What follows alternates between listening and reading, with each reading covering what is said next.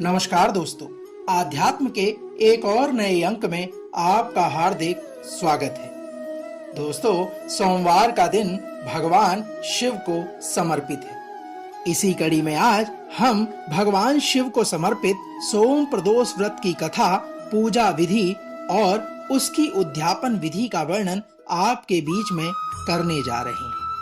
तो आइए आरंभ करते हैं भगवान शिव से जुड़ी सोम प्रदोष व्रत की कथा, पूजा विधि और उद्यापन विधि के सार को। दोस्तों, इस बार सोम प्रदोष व्रत 28 अगस्त 2023 को सोमवार के दिन पड़ रहा है।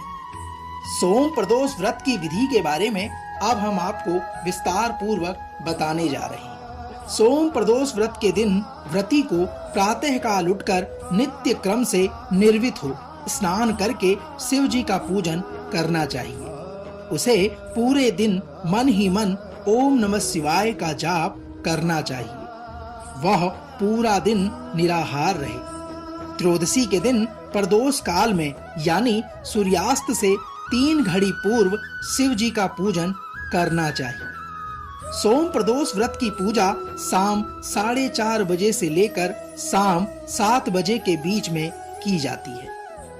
दोस्तों, व्रत करने वाले को चाहिए कि शाम को दोबारा स्नान कर स्वच्छ श्वेत वस्त्र धारण कर ले, पूजा स्थल अथवा पूजा गृह को शुद्ध कर ले।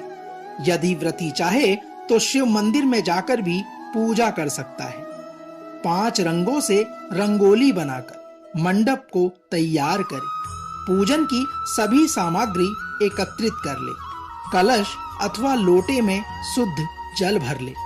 कुश के आसन पर बैठकर शिव जी की पूजा विधि विधान से करे। ओम नमः शिवाय का जाप कहते हुए शिव जी को जल अर्पित करे। इसके बाद दोनों हाथ जोड़कर शिव जी का ध्यान करे।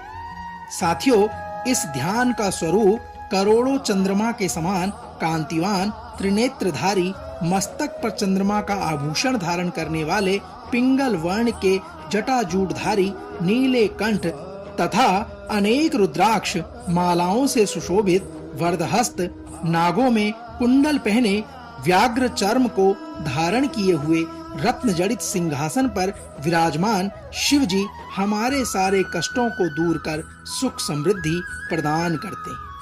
दोस्तों, मनुष्य को ध्यान के बाद सोम प्रदोष व्रत की कथा सुननी चाहिए और अन्य लोगों को भी सुनानी चाहिए।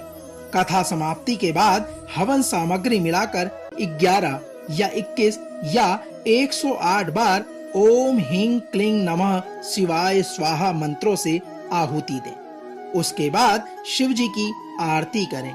उपस्थित जनों को आरती दें। सभी को प्रसाद वितरित करें। उसके बाद स्वयं भोजन करें।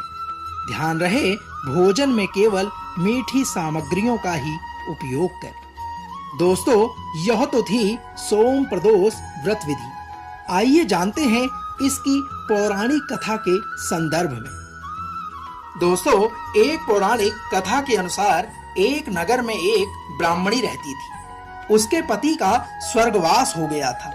अब उसका कोई भी आश्रयदाता नहीं बचा था। इसलिए प्रातः होते ही वह अपने पुत्र के साथ भीख मांगने निकल पड़ती थी और भिक्षा से जो कुछ भी प्राप्त होता था वह स्वयं और अपने पुत्र का उसी से पेट पाल लेती थी। एक दिन ब्राह्मणी जब घर को लौट रही थी तो उसे एक लड़का घायल अवस्था में कराहता हुआ मिला। ब्राह्मणी दयावश उसे अपने घर ले आई।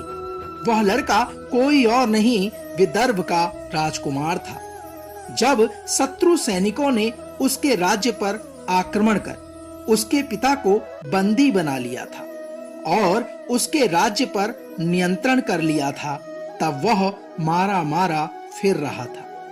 राजकुमार ब्राह्मण पुत्र के साथ ब्राह्मणी के घर पर अब सुखपूर्वक रहने लगा। दोस्तों, एक दिन अंशुमति नामक एक गंधर्व कन्या ने राजकुमार को देखा और वह उस पर मोहित हो गई। अगले दिन अंशुमति अपने माता पिता को राजकुमार से मिलाने लाई। उन्हें भी राजकुमार भा गया। कुछ दिनों बाद अंशुमति के माता पिता को शंकर भगवान ने स्वप्न में आकर आदेश दिया कि राजकुमार और अंशुमति का विवाह कर दिया जाए। भगवान शिव के स्वप्न में इस प्रकार के कहने पर उनके आदेश को शिरोधार्य मानकर अंशुमति के माता पिता ने उसका विवाह उस राजकुमार के साथ कर दिया।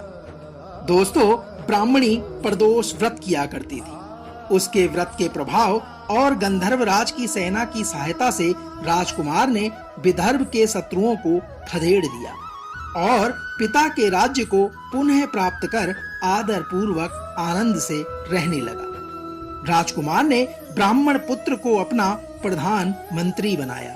साथियों, ब्राह्मणी के प्रदोष व्रत के महात्म्य से जैसे राजकुमार और ब्राह्मण पुत्र के दिन संवर गए, उसी प्रकार भगवान शिव शंकर अपने दूसरे भक्तों के भी काज को संवारने का कार्य करते हैं। दोस्तों, तो यह तो थी सोम प्रदोष व्रत की कथा। अब आइए जानते हैं सोम प्रदोष व्रत के उद्यापन विधि के बारे में। स्कंद पुराण के अनुसार व्रती को कम से कम 11 अथवा 26 त्रयोदशी व्रत के बाद उद्यापन करना चाहिए। उद्यापन के एक दिन पहले यानी द्वादशी तिथि को भगवान श्री गणेश का विधिवत षोडशोपचार विधि से पूजन करना चाहिए तथा पूरी रात भगवान शिव, माता पार्वती और श्री गणेश जी के भजनों के साथ जागरण करना चाहिए। उद्यापन के दिन प्रातः काल उठकर नित्य कर्मों से निर्वृत हो जाना चाहिए। उसे स्वच्छ वस्त्र धारण करने चाहिए। इस बात का विशेष ध्यान रहे कि पूजा गृह को शुद्ध कर ले। पूजा स्थल पर रंगीन वस्त्रों और रंगोली से मंडप बनाए। मंडप में एक चौकी अथवा पटरी पर भगवान शिव और माता पार्वती की प्रतिमा को स्थापित करें। अब भगवान शिव, माता पार्वती की विधि विधान से पूजा करे, उन्हें भोग समर्पित करे और सोम प्रदोष व्रत की कथा सुने अथवा सुनाए। साथियों, व्रत की कथा सुनने के बाद अब हवन के लिए 1.25 किलो आम की लकड़ी को हवन कुंड में सजाए। हवन के लिए गाय के दूध की खीर बनाए। हवन कुंड का पूजन करें और दोनों हाथ जोड़कर हवन कुंड को प्रणाम करें।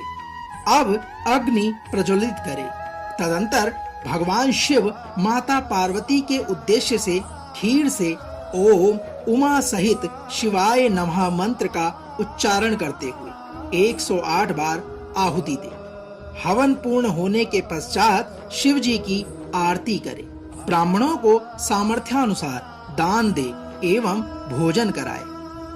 आप चाहें तो अपनी इच्छा अनुसार 1 या 2 या 5 ब्राह्मणों को भोजन एवं दान कर सकते हैं। यदि भोजन कराना संभव ना हो तो किसी भी मंदिर में यथाशक्ति दान कर दें। इसके बाद बंधु बांधुओं सहित प्रसाद ग्रहण करें और भोजन करें। साथियों, इस प्रकार उद्यापन करने से व्रत करने वाले को पुत्र की प्राप्ति होती है तथा आरोग्य लाभ होता है। इसके अतिरिक्त वह अपने शत्रुओं पर विजय प्राप्त करता है एवं संपूर्ण पापों से मुक्त होकर भगवान शिव के धाम पहुंचता है। दोस्तों, तो यह तो थी सोम प्रदोष व्रत कथा, पूजा विधि और उसकी उद्यापन विधि का सार। हम आशा करते हैं कि जिस प्रकार भगवान शिव ने राजकुमार, ब्राह्मणी और उसके पुत्र के दिन संवार दिए, उसी प्रकार भगवान शिव का आशीर्वाद आपके परिवार पर भी बना रहे। कल एक और नए अंक को लेकर एक बार पुनः आपसे होगी मुलाकात। तब तक जय शिव शंकर, हर हर महादेव।